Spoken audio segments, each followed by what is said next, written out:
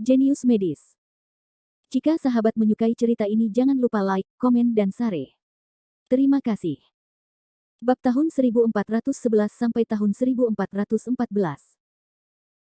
Di mata kepanikan semua orang, tubuh Ouchen dengan cepat terbakar. Tuanku, tolong aku. Pada saat kritis ini, Ouchen akhirnya mulai menangis minta tolong. Limbah. Dalam kehampaan, terdengar dengungan dingin yang meremehkan. Kemudian, cahaya dingin tidak tahu harus turun kemana, dan langsung memadamkan api yang menyelimuti Ouchen. Ouchen cukup beruntung bisa menyelamatkan nyawanya, namun saat ini, pakaiannya hampir terbakar habis, hanya menyisakan abu hitam yang menempel di tubuhnya. Sebagian besar kulitnya terbakar menjadi arang hitam, dan rambutnya telah terbakar habis. Darahnya mengalir, dan penampilannya sangat mengerikan. Bagaimana situasinya? Semua orang terkejut. Mereka mengira Ouchen sudah mati, namun tiba-tiba cahaya datang dari langit dan menyelamatkannya. Long Xiangyang mengerutkan kening, sepertinya seorang ahli telah mengambil tindakan, keluar dari sini. Saat ini, Jericho Lee menatap ke arah langit tertentu dengan dingin. Tidak ada yang bisa melihat orang yang bersembunyi, tapi dia bisa melihat dengan jelas bahwa ada seorang pria berjubah di gedung tinggi di belakang Ouchen. Wah, beraninya kamu begitu sombong membunuh keluarga Fujiwaraku. Ada cibiran tajam di udara. Jericho Lee membalas, ternyata dia bajingan Jepang. Biar kuberitahukan padamu bagaimana Ouchen berani lari ke Asosiasi Pengobatan Tiongkok. Karena itu adalah kejahatan bangsa Jepang, maka bisa dikatakan dengan jelas. Haha, bocah bergigi tajam. Pihak lain mencibir. Hentikan omong kosongmu dan turunlah untuk mati. Aku akan mengirimmu untuk menemaninya seperti aku membunuh Yamamoto Banzang. Sudut mulut Jericho Lee penuh kegembiraan. Begitu kata-kata ini keluar, Jericho Lee segera merasakan tatapan dingin datang darinya, dan suhu di sekitarnya sepertinya turun beberapa derajat. Naik. Arogansi pihak lain benar-benar kesal. Apakah itu sombong? Aku akan tahu kapan kamu mati. Begitu pedang Dewa Perang keluar, Jericho Lee menginjak tanah dengan kaki kanannya. Seluruh orang segera melompat di tempatnya dan berjalan di udara di bawah tatapan mata kaget dari orang tersebut. Tiba-tiba suasana hening, disusul suara AC terbalik. Ya Tuhan, apa aku buta? Dia bisa terbang. Ya Tuhan, dia terbang, berbaring, ini bukan mimpi, aku tidak sedang bermimpi. Siapa dia? Semua orang memecahkan panci, kaget melihat Jericho Lee terbang ke langit. Tidak peduli pengobatan tradisional Tiongkok, Komandan Zhao dan orang lain hadir, atau para pengunjuk rasa, mereka semua menatap Jericho Lee yang terbang ke langit. Ini surga, bukan lelucon. Jericho Lee tidak mendengar pembahasan di bawah ini. Saat ini, perhatiannya sepenuhnya tertuju pada pakar Jepang. Awalnya, dia tidak mengerti mengapa Ouchen membidiknya. Sekarang dia tahu bahwa utusan di belakang Ouchen berasal dari negara Jepang. Karena dia membunuh banyak master di Jepang, terutama keluarga Yamamoto. Saya khawatir semua master di Jepang sekarang menganggapnya sebagai duri dalam daging. Mereka ingin menyingkirkannya. Di udara, dengan bantuan beberapa bangunan, Jericho Lee berdiri melawan lawannya. Sial. Jericho Lee menunjuk ke arah pedang, keluarga Fujiwara Jepang. Anjing tua keluarga Fujiwara yang mana? Nak, jangan berpikir kamu bisa sombong di hadapanku jika kamu membunuh Yamamoto Banzang, kata pihak lain dengan dingin. Namanya Fujiwara Matsu, dan budidayanya telah mencapai metafase Yuanying yang menakjubkan, yaitu Zongjing Lingxi. Jericho Lee mendengus dan mencibir, karena kamu tahu bahwa Yamamoto setengah mati di tanganku, maka kamu bahkan tidak tahu siapa aku, kan? Awalnya dia sama sombongnya denganmu, tapi sekarang dia pergi ke istana neraka untuk melapor. Fujiwara Matsumoto berkata dengan marah, saya ingin tahu apakah Anda sekuat rumor yang beredar. Begitu suaranya turun, dia tiba-tiba menembak. Baiklah, datang. Jericho Lee berteriak keras, dan level Taisang 9 pedang langsung dipukul. 8 metode toleransi rahasia. Fujihara Matsu adalah master terkenal bangsa Jepang, dan seni bela dirinya juga merupakan ninja unik bangsa Jepang. Serangan semacam ini memalukan. Biarkan aku mengirimmu ke neraka. Jericho Lee mencibir dan berbalik. Pedang Taisang level 9 menyerang dan mulai membangun kekuatan untuk menggunakan panah burung abadi. Di bawah, semua orang melihat pertempuran di langit, dan wajah mereka tampak kusam. Apakah aku sedang bermimpi? Ini film seni bela diri. Tidak, film seni bela diri tidak terlalu dilebih-lebihkan. Mereka merasa pandangan dunia mereka akan runtuh. Hanya beberapa orang, seperti Long Xiangyang, yang terkejut. Kekuatan Li Zhao begitu kuat. Komandan Zhao sangat terkejut. Saya sudah mengatakan bahwa kekuatan Li Zhao tidak terduga. Jangan gunakan akal sehat untuk mengukurnya. Pinus Fujiwara ini dikatakan telah menembus ranah Lingxi 10 tahun yang lalu. Dia adalah salah satu dari 10 master Jepang. Bangsa. Peringkatnya lebih tinggi dari Yamamoto Banzang, tapi tidak peduli seberapa tinggi peringkatnya, Li tidak bisa kalah. Long Xiangyang mengelus jenggotnya dan berkata sambil tersenyum. Di atas langit, Jericho Lee telah melepaskan pedang Ares, dan panah burung undet telah selesai. Baiklah, ini sudah berakhir. Pada saat busur burung undet mengarah padanya, rambut Fujihara meledak, dan dia panik. Bagaimana bisa? Bagaimana dia bisa melakukan serangan sekuat itu? Detik berikutnya, Fujiwara berbalik dan lari. Suara bercanda Jericho Lee datang dari belakang, sudah terlambat untuk berpikir untuk melarikan diri sekarang, bukan? Melalui semua hal, para dewa melenyapkan kejahatan. Panah burung yang mati, 2 putaran untuk menghancurkan gunung dan sungai. Wash! Panah aura melingkari aura menakutkan langit dan bumi, dan langsung melahap Pinus Fujiwara dengan kekuatan destruktif menghancurkan yang layu dan membusuk. Kekuatan tak terbatas merobek tubuh Pinus Fujiwara. Ah! Diiringi jeritan nyaring, aura langit dan bumi tiba-tiba meledak, menimbulkan ledakan yang menakjubkan. Puff! Dalam badai energi itu, vitalitas Fujiwara langsung hancur, dan tubuhnya jatuh seperti komet, menghantam tanah, menumpahkan darah merah cerah. Dong! Suara pendaratan yang membosankan membuat seluruh penonton terdiam. Detik berikutnya, suara AC datang satu demi satu, dan semua orang memandang tubuh Fujiwara dengan tidak percaya. Li Jericho Lee dengan dingin maju ke depan, memeriksa tubuh Fujihara Matsu, memastikan bahwa Yuanying pihak lain juga dihancurkan, dan kemudian dengan aman ditaruh di sana. Jauhkan panah burung undet. Mati. Komandan Zhao terbangun dari mimpi. Yah, sudah mati. Long Xiangyang mengangguk. Wakil Komandan Kompi berkata, kuat, terlalu kuat. Fujiwara berada di bawah komandonya. Dia tidak memiliki kekuatan bertarung sama sekali. Long Xiangyang tidak bisa menahan perasaannya, keluarga Fujiwara mengirim Fujiwara Matsu untuk membunuhnya. Itu kesalahan terbesar. Ya, satu gerakan bisa membunuh Lingxi, tapi situasi umum tidak bisa melakukannya. Bab 1412. Setelah adegan itu menjadi sunyi senyap, kerumunan memandang Jericho Lee dengan tatapan yang rumit. Jika sebelumnya mereka menghormati Jericho Lee, sekarang mereka benar-benar kagum, bahkan takut. Dada. Jericho Lee berjalan menuju Ouchen selangkah demi selangkah. Yang terakhir menjadi bingung dan berteriak, tidak, jangan datang ke sini. Sudah larut. Jericho Lee melemparkan api ki yang sebenarnya, dan Ouchen mati di tempat. Seluruh orang terbakar abis. Gulu. Semua orang di tempat kejadian terdiam. Penonton dan pengikut Ouchen semuanya pucat karena ketakutan. Bunuh-bunuh. Ah. Bunuh. Untuk sesaat, orang-orang di tempat kejadian lumpuh, kaki mereka melunak dan berubah menjadi berantakan. Jangan biarkan mereka melarikan diri. Jericho Lee dengan dingin mengingatkan. Mereka yang berencana melarikan diri ditangkap sebagai segera setelah mereka siap untuk melarikan diri. Lepaskan aku. Kalian bajingan. Biarkan aku pergi. Di siang hari bolong, kamu melakukan sesuatu yang melanggar hukum. Apakah kamu masih manusia? Ketahuilah hukum dan langgar hukum. Aku akan menuntutmu, bajingan yang peduli dengan kehidupan manusia. Sekelompok orang marah dan berteriak. Ketika Jericho Lee mendengar ini, dia mencibir, bagaimana kata-kata ini bisa keluar? Keluar dari mulutmu sangat konyol. Ketika Anda mengikuti Ouchen untuk membuat masalah dan mengumpulkan uang untuk mendiskreditkan pengobatan tradisional Tiongkok, pernahkah Anda memikirkan akhir seperti ini? Saya pikir Anda memiliki banyak orang dan orang lain tidak dapat membantu Anda. Tapi sayang sekali kamu memprovokasiku hari ini, dia tidak keberatan menjadi penjahat. Lagi pula, kekerasan tidak bisa menyelesaikan masalah, tapi bisa menyelesaikan beberapa pembuat onar. Apakah kamu masih seorang dokter?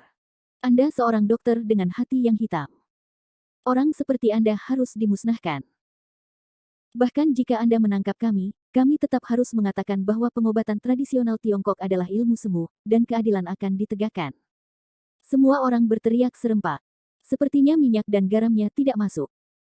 Orang-orang ini lebih buruk dari Zongxi. Long Xiangyang tidak bisa menahan cemberutnya.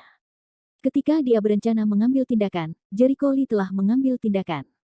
Dia menghampiri seorang pria dan berkata, kaulah yang berteriak paling keras, kan? Ketika pria itu melihat Jericho Lee datang, dia menjadi bingung. Memikirkan adegan Jericho Lee membunuh Oh Chen barusan, dia memiliki semacam bayangan psikologis.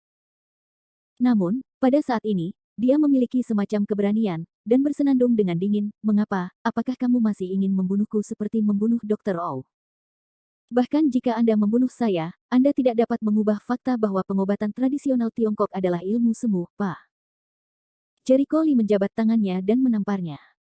Tamparan yang tajam membuat suasana kembali hening. Ilmu semu. Jericho Lee mencibir, "Kamu pikir kamu ini siapa, Bian Ke atau Hua Tuo?" Pria itu mengertakkan gigi dan mendengus, "Bah.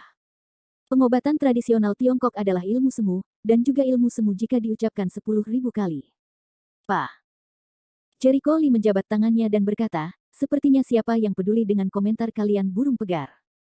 Saya benar-benar menganggap diri saya sebagai makhluk yang mulia. Apakah semut juga pantas untuk mengevaluasi pengobatan tradisional Tiongkok? Ketika nenek moyang Anda melihat Anda seperti ini, mereka akan melakukannya menjadi sangat marah sehingga mereka akan keluar dari kuburnya dan mencabik-cabikmu. Aku akan menidurimu." Pria itu mengoceh. "Pak." Jericho Lee menamparkan lagi dan berkata, "Belatung harus tetap berada di dalam lubang pembuangan untuk dimakan. Selama Tiongkok memilikiku, tidak ada yang bisa mengalahkan pengobatan Tiongkok." Nada suaraku sangat keras, "Tidakkah kamu menggigitku? Pak? Apakah menurut Anda dengan bantuan pasukan asing dan mengambil uang orang lain untuk melakukan hal-hal ini guna mendiskreditkan TCM dapat dibunuh? Wujudkan impian musim semi dan musim gugur Anda, Pak. Jangan khawatir, kekuatan yang Anda andalkan di belakangmu, aku akan mencabut mereka satu persatu dan membuat mereka menghilang dari dunia. Keluarga Yamamoto yang pertama, keluarga Fujiwara yang kedua. Jangan mempertanyakan kemampuanku. Semua orang yang mempertanyakan kemampuanku di dunia sudah mati. Pak. Belati, masuk saja ke penjara. Jangan berpikir tidak ada yang bisa menghukum Anda karena banyaknya orang. Teori itu tidak berarti apa-apa bagi saya. Tidak ada yang bisa menghentikan orang yang ingin saya bunuh. Sedangkan untukmu, aku tidak ingin membunuhmu. Saya ingin Anda masuk penjara untuk bangun dan memberi peringatan, Pak. Komandan Zhao, dalam kapasitas saya, seharusnya tidak ada masalah memberi mereka makanan penjara seumur hidup." Adegan itu sudah lama hening, semua orang memandangi guntur Jericho Lee, diam. Kapanpun pihak lain ingin berbicara, Jericho Lee menamparkan wajahnya, yang membuatnya bingung. Saat ini wajahnya bengkak seperti kepala babi, dan dia sudah takut mengeluarkan kotoran dan air seni. Apalagi kalimat terakhirnya membuat semua orang tidak berani bernapas. Komandan Zhao tersenyum dan berkata, "Sebagai Li Shao, dia secara alami memenuhi syarat." Awalnya, berkolusi dengan pasukan asing adalah satu-satunya, yaitu kejahatan karena terlibat dengan musuh dan mengkhianati negara. Mulai dari penjara seumur hidup hingga hukuman mati. Siapa yang berani mengatakan Jericho Lee tidak tahu hukum? Sebaliknya, ia tidak hanya mengetahui hukum, tetapi juga mengetahui bagaimana agar perilakunya sesuai dengan hukum dan tidak melanggar hukum. "Kalau begitu bawa mereka pergi," kata Jericho Lee tanpa ekspresi, dan menjatuhkan hukuman mati kepada orang-orang ini. "Jangan. Kami benar. Mengapa kami harus ditangkap? Itu membunuhku." Sekelompok orang memecahkan panci, bingung, memohon, marah. Tidak ada yang menyangka bahwa mereka akan berakhir seperti itu ketika mereka mengikuti Oh Chen untuk berurusan dengan asosiasi TCM. Ambillah. Namun, Komandan Zhao dan yang lainnya tidak akan bersikap sopan. Mereka akan melakukan hal-hal khusus. Jika orang-orang ini melakukan kesalahan yang seharusnya tidak mereka lakukan, mereka harus membayar harga yang pantas atas tindakan mereka. Segera, sekelompok orang yang mengikuti Oh Chen untuk membuat keributan semuanya dibawa pergi. Tiba-tiba, pemandangan menjadi sunyi. Semua orang memandang Jericho Lee dengan tidak percaya. Mereka kaget, penasaran atau bingung. Semua orang ingin tahu siapa Jericho Lee dan mengapa dia punya banyak energi. Saat ini, Jericho Lee mendapat masalah lagi. Dia memandang para reporter dan berkata, "Kenapa, kamu belum pergi dulu? Apakah kamu ingin aku menangkapmu juga?" Kata ini, dihasut oleh reporter Oh Chen, membuat takut hingga hampir kencing. "Saya ingin mengingatkan Anda bahwa jika saya mendengar laporan palsu tentang asosiasi TCM atau TCM, saya akan menanggung konsekuensinya." Cibiran dari sudut mulut Jericho Lee sungguh menakjubkan. Para wartawan melarikan diri. Sekarang bahkan jika mereka memberi mereka 10.000 keberanian, mereka tidak akan berani menambahkan bahan bakar ke dalam laporan mereka. Mereka sekarang bertekad untuk membatalkan laporan hari ini ketika mereka kembali. Sebelumnya Ouchen dibakar hidup-hidup, namun mereka tidak ingin berakhir seperti Ouchen. Banyak hal yang tidak ku ketahui. Jericho Lee mendengus. Saudara Jericho Lee, jangan memiliki pendapat yang sama dengan orang-orang itu. Mereka tidak punya otak. Bertengkar dengan mereka dapat menurunkan IQ mereka, kata Jiang Xiaolong sambil tersenyum. Bab 1413. Jericho Lee memandangnya, lalu ke Rong Su dan reporter di sampingnya, kamu kembali dulu. Bagus. Jiang Xiaolong mengangguk dan berkata kepada reporter, ketika kamu kembali, kamu dapat melaporkan sebagaimana mestinya. Reporter itu terkejut, ragu-ragu dan berkata, yang tadi akan melapor. Tentu saja, Jiang Xiaolong mengerti apa yang dia maksud dengan itu. Dia berkata, jika Anda ingin melaporkan, Anda dapat melaporkannya. Tapi saya rasa meskipun Anda melaporkannya, orang lain hanya akan mengira itu adalah efek khusus komputer dan tidak akan menganggapnya serius. Seseorang terbang di langit, tetapi juga membuat adegan seperti efek khusus film, karena siapapun tidak akan percaya bahwa itu nyata, hanya mengira itu adalah efek khusus yang terlambat. Oleh karena itu, Jericho Lee tidak khawatir laporan tersebut akan menimbulkan masalah. Yah, begitu. Reporter menganggap itu masuk akal. Jika dia tidak melihatnya dengan matanya sendiri hari ini, dia tidak akan pernah percaya bahwa seseorang bisa terbang. Saat Rong Su dan yang lainnya pergi, mereka membersihkan tubuh Fujiwara. Setelah mereka pergi, lokasi kejadian segera dibersihkan. Ayo masuk dan lanjutkan pertemuannya. Jericho Lee memandang kerumunan dan kembali ke peron seolah-olah tidak terjadi apa-apa. Semua orang di pintu saling memandang dengan wajah berbeda dan kembali ke ruang kelas. Saat ini, mata semua orang terhadap Jericho Lee penuh dengan warna yang aneh. Orang ini, sebenarnya menyembunyikan kekuatan seperti itu. Lin Feng kaget. Lin Kai menundukkan kepalanya dan tidak berkata apa-apa. Hari itu, dia juga berada di depan rumah sakit Huichun. Dia melihat Jericho Lee naik ke langit dan bumi dengan matanya sendiri. Adegan itu masih seperti mimpi. Lin Zong mengertakkan gigi, anak ini, cepat atau lambat, akan menjadi masalah serius. Dibandingkan dengan kebencian ketiganya, orang lain memuja Jericho Lee. Dokter Lee, saya tidak percaya Anda memiliki keterampilan seperti itu. Sungguh menakjubkan. Wajah Ko Zun penuh kejutan dan nadanya penuh seruan. Ya, bagaimana seseorang bisa terbang ke surga? Dokter Lee, bagaimana cara Anda melakukannya? Jericho Lee tersenyum tenang dan melambaikan tangannya. Ini bukan efek khusus, bukan karena saya mengikat kawat baja. Dalam pengobatan Tiongkok, ini adalah ki internal. Ki dalam. Mendengar ini, seluruh kelas menjadi gempar. Bukankah itu lelucon dari nenek moyangku? Apakah ki internal benar-benar ada? Jericho Lee menggelengkan kepalanya perlahan. Tentu saja ini bukan lelucon nenek moyang, apalagi efek khusus film silat. Ki itu nyata, tapi perlu dilatih, karena ki dalam tubuh manusia biasa sangat lemah. Mustahil untuk memperkuat tubuh dan terbang di atas atap dan dinding. Ketika ki internal berlatih sampai batas tertentu, Anda bisa seperti saya. Orang biasa berlatih seni bela diri, mengikuti latihan, melatih otot dan tulang, dan menyempurnakan ki internal. Ketika mereka mencapai tingkat tertentu, mereka dapat berlatih topan di dantian, dan kemudian mereka akan menjadi ahli seni bela diri. Pada saat ini, ki batin akan menjadi ki sejati dan menjadi lebih kuat. Ketika prajurit mencapai ranah guru surgawi, ki sejati akan secara bertahap digantikan oleh aura yang lebih kuat. Kis. Ki batin benar-benar ada. Sungguh menakjubkan. Ada suara kejutan di antara penonton, mendidih. Soliei berkata dengan penuh semangat, sepertinya pengetahuan kita tentang pengobatan tradisional Tiongkok terlalu sedikit. Pantas saja dokter Lee mencapai prestasi seperti itu ketika dia masih muda. Saya pikir ki internal ini juga sangat membantu pengobatan tradisional Tiongkok. Jericho Lee mengangguk, sejujurnya, bagi orang biasa, ki internal adalah obat mujarab. Dalam beberapa cedera mendadak, ki internal dapat mempercepat penyembuhan luka dan menahan nafas terakhir ki. Dan orang dengan ki dalam pada dasarnya tidak akan sakit. Sangat kuat. Semua orang membuka mulut lebar-lebar karena terkejut. Soli juga merasa luar biasa. Meskipun ini bukan pertama kalinya dia mempelajari keajaiban Neiki dari Jericho Lee, dia sangat terkejut setiap kali mendengarnya. Yah, pengobatan akupuntur Dr. Lee sangat efektif. Saya khawatir itu juga karena ki internal. Tiba-tiba, Soliei memahami sesuatu. Ya, pengaruh ki internal pada akupuntur sangat jelas, aku Li. Hal ini membuat semua orang iri pada Youjia. Semua orang tahu betapa besarnya bantuan yang dapat diperoleh seorang dokter ketika ia memiliki ki internal, yang sama saja dengan memiliki senjata tajam untuk berbuat curang. Lin Zong di bawah mendengar ini, dan bahkan lebih cemburu. Dia meraih kursi itu dan hampir mematahkannya. Jericho Lee. Apakah ini keajaiban pengobatan tradisional Tiongkok? Nenek moyang tidak menipu kita. Untungnya, saya hampir ditipu oleh orang-orang bodoh yang baru saja menolak pengobatan tradisional Tiongkok. Kamu bodoh sekali. Di antara penonton, penggemar pengobatan tradisional Tiongkok dan Jericho Lee bersorak.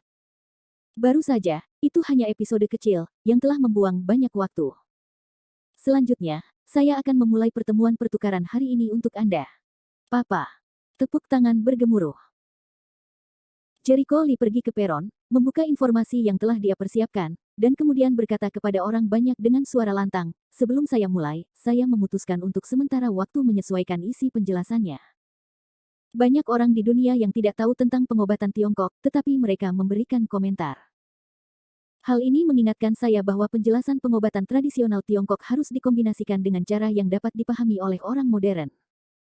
Alasan mengapa saya ingin melakukannya ini untuk menjaga beberapa orang yang kurang pandai.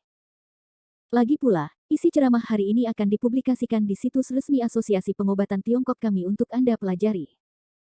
Jadi jika penjelasannya terlalu mendalam, itu akan sulit mencapai tujuan mempopulerkan ilmu pengetahuan.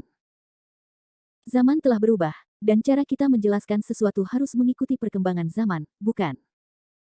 Mereka tidak bisa menahan tawa dan mengangguk. Jericho Lee pergi ke papan tulis di sebelah proyektor, mengambil kapur dan melukis. Segera gambar organ dalam tubuh manusia muncul di papan tulis, dan setiap organ ditandai dengan jelas. Karena saya tidak menyiapkan diagram organ manusia sebelumnya, saya menggambarnya untuk sementara, tetapi itu adalah keterampilan dasar bagi kebanyakan dokter. Jericho Lee mengambil jarum perak dan berdiri di depan peta organ manusia untuk menjelaskan. Pertama-tama, gambaran organ tubuh manusia ini, yang masing-masing ditandai sesuai dengan keadaan internal tubuh manusia, memang seperti ini, yang mungkin sedikit menjijikkan. Dalam pengobatan tradisional Tiongkok, kami selalu menganggap tubuh manusia sebagai satu kesatuan yang utuh, dan jangan sekali-kali membicarakan suatu organ atau bagiannya saja. Mohon pengertiannya bahwa obat yang biasa Anda kontak, yaitu jenis obat yang Anda bawa ke rumah sakit untuk diperiksa dan akhirnya mendapat pengobatan, adalah pengobatan modern, bukan pengobatan barat. Pengobatan barat adalah terapi pertumpahan darah, pembakaran dukun, itulah kebodohan yang sebenarnya, ilmu semu. Pengobatan modern didasarkan pada teknologi aseptik, yaitu segala sesuatunya disterilkan, di lingkungan tanpa polusi bakteri. Mohon dipahami perbedaan. Bab 1414.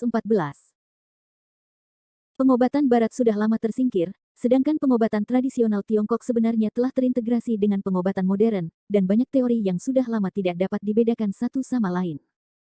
Modernisasi pengobatan tradisional Tiongkok telah diselesaikan dengan sangat komprehensif. Itu sebabnya seringkali, ketika Anda melihat pengobatan tradisional Tiongkok, terlihat jelas bahwa ia adalah pengobatan tradisional Tiongkok, tetapi ia mengetahui rencana pengobatan-pengobatan barat dan tidak memerlukan akupuntur dan moksibusi. Itu sebabnya. Mendengar ini, banyak orang sepertinya terkejut. Pada awalnya, karena keterbatasan zaman, pengobatan tradisional Tiongkok mampu mengobati pasien secara efektif, namun tidak seperti saat ini, terdapat berbagai peralatan medis untuk membantu, dan hasil pemeriksaan lebih intuitif, sehingga memunculkan banyak teori dan cara pengobatan-pengobatan tradisional Tiongkok yang ampuh namun belum jelas. Hal ini secara langsung menyebabkan banyak orang salah paham terhadap pengobatan tradisional Tiongkok. Seringkali masyarakat memiliki berbagai kesalahpahaman tentang apa yang tidak mereka ketahui. Saya rasa hal ini ada di semua lapisan masyarakat, dan kita harus memiliki pemahaman yang mendalam tentang hal itu.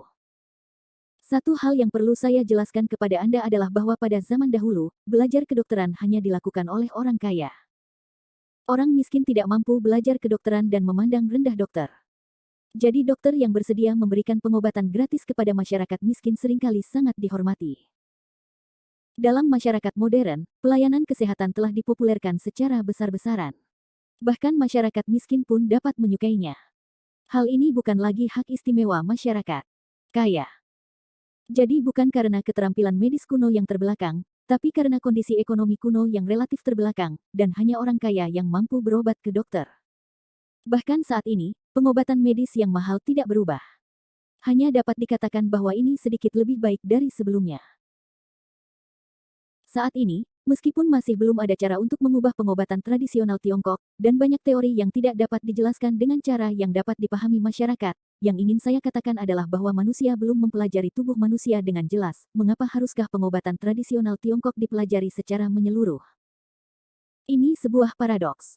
Pengobatan modern mempunyai sesuatu yang tidak dapat dijelaskan sendiri.